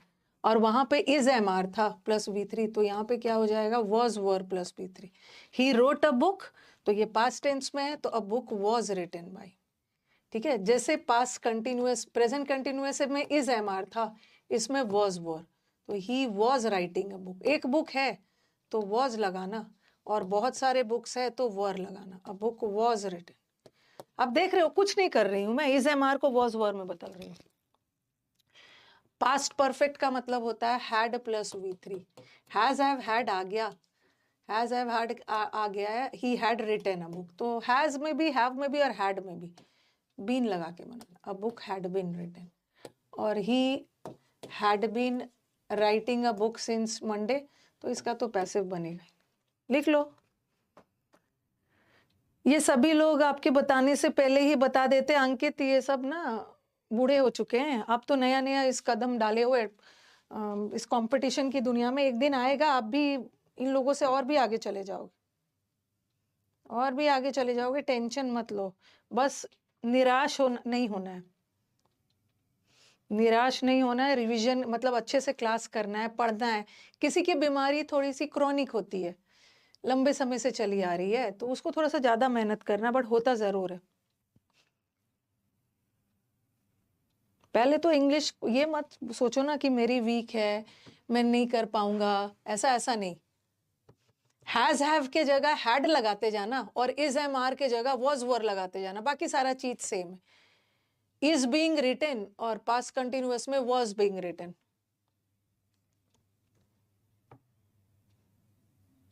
एक लड़की की कहानी मैं आप लोगों को सुनाऊंगी, उसका नाम मुझे याद नहीं है। ये 7-8, जब मैं पटना में पटना पढ़ाती थी, नहीं मैं दिल्ली आ गई थी, एक की कहानी है, ठीक है। और उसने पीएनबी बैंक पीओ निकाला था, बैंक पीओ निकाला था उसने। और बैंकिंग में भी इंग्लिश का बहुत इंपॉर्टेंट रोल है। ओके, तो उसको लगता था ना कि उसका कभी इंग्लिश सुधर ही नहीं सकता है, उसके मन में ये बैठा था। और तब और बैंकिंग में आपका तो इंडिविजुअल कट ऑफ होता था, सब्जेक्ट वाइज का इंडिविजुअल कट ऑफ निकालना है। ऐसा नहीं है कि एक सब्जेक्ट में ज्यादा ले आए और एक में कम ले आए तो काम हो जाएगा। इंडिविजुअल कट ऑफ था, इंग्लिश का कट ऑफ उसका क्लियर ही नहीं होता था। ओके, लेकिन लेकिन लेकिन इस लड़की ने निकाला। और इस लड़की को मैंने एज अ एक्सपेरिमेंट लिया, मैंने भी इस पे बहुत मेहनत की। कभी कभी ना हम अपने स्टूडेंट्स को एक एक्सपेरिमेंट के तौर पे ले लेते थे। तब मैं ऑफलाइन पढ़ाती थी, क्लास के बाद उसके साथ बैठ बैठ के देखती थी कि उसका आंसर क्यों रॉन्ग हो जा रहा है। ठीक है, उसका आंसर क्यों रॉन्ग हो जा रहा है, ये क्या सोच के आंसर टिक कर रही है, और एग्जाम में डर तो नहीं जा रही है, क्लास में तो ठीक जवाब देती है। एग्जाम में इसके साथ मैंने बहुत वर्क किया और इस लड़की से मैंने सीखा ना, कोई भी चीज इम्पॉसिबल नहीं है अगर आप जम के मेहनत करते हो। ऐसा नहीं है कि उसमें एक्सपर्ट बन जाओ, बट इतना तो हो जाएगा कि आपका जॉब हो जाएगा। वो पंजाब से थी, वो पंजाब में सारा सब्जेक्ट्स का कोचिंग कर ली थी। वो मुखर्जी नगर से इंग्लिश का कोचिंग लेने आई थी, बैंक का। वो इससे मैंने वही सीखा था, उसका नाम मैं भूल रही हूँ, 7-8 साल पहले की बात है। दिवाली के दिन सुबह सुबह उसका मैसेज आया था। बहुत रो रही थी कि मैम मेरा नहीं हुआ एसबीआई में। ठीक है, मेरा एसबीआई में नहीं हुआ। ऐसा उस समय एसबीआई का कुछ ऐसा एग्जाम था, एग्जाम का तो शेड्यूल चेंज होते रहता है, जैसे आईबीपीएस का तो अप्रैल में आ जाता है रिजल्ट। बहुत सुबह दिवाली के दिन इतना रोई, मेरा भी मन खराब हो गया। फिर मैंने बोला कि आपके लिए भगवान ने आईबीपीएस रखा है, बस आप लग जाओ, और निकाल लिया। इतना रोना धोना कभी कभी आप लोग फोन पे करते हो ना, कि मैं भी दुखी हो जाती हूँ।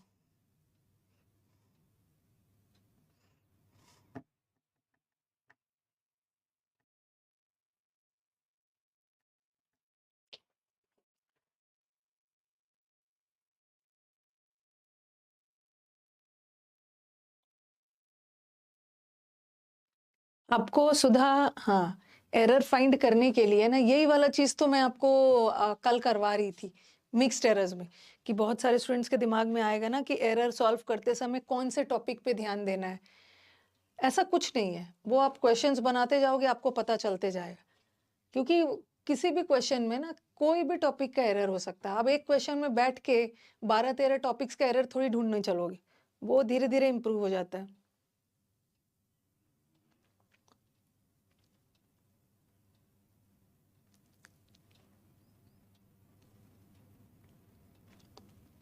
हो जाएगा, इम्प्रूव हो जाएगा। बस आपको अगर अंदर से मन है तभी इम्प्रूव होगा, नहीं तो आपका इम्प्रूवमेंट किसी टीचर के हाथ में नहीं है, आप ही के हाथ में है।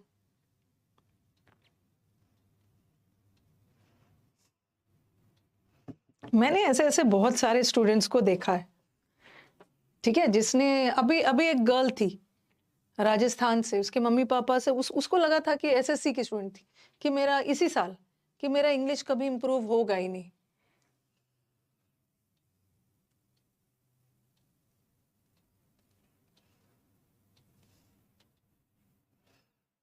तो यहीं तक रखते हैं, ठीक है?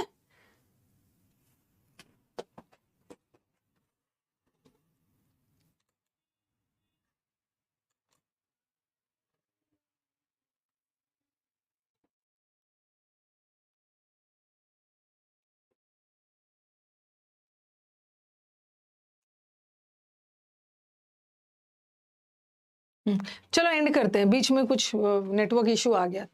एंड करते हैं, नेक्स्ट क्लास फ्यूचर वाला करवा दूँगी, फिर आगे बढ़ेंगे। अभी तो शुरू ही था। ओके, हाँ, और कल तो वैसे 1 बजे एक मैंने क्लास रखा है, सोचा कि बच्चों को फ्री क्यों छोड़ा जाए। 1 बजे वाला क्लास है कल। आपकी क्लास नहीं है, आपकी क्लास सीधा मंडे को होगी। जो 1 बजे वाली प्रैक्टिस बैच होती है ना, जिसमें मैं कल एरर्स करवाने वाली हूँ। तो ये क्लास तो कल आपको दिखाएगा, प्रैक्टिस बैच का 1 बजे वाला क्लास है, लेकिन आपकी ग्रामर की क्लास मंडे को होने वाली है और आपके पास सैटरडे है, संडे है। मैंने आपका टेंस का शीट विकास ने डाल दिया होगा और आप सैटरडे संडे में टेंस का शीट बना लेना, छोड़ना नहीं है।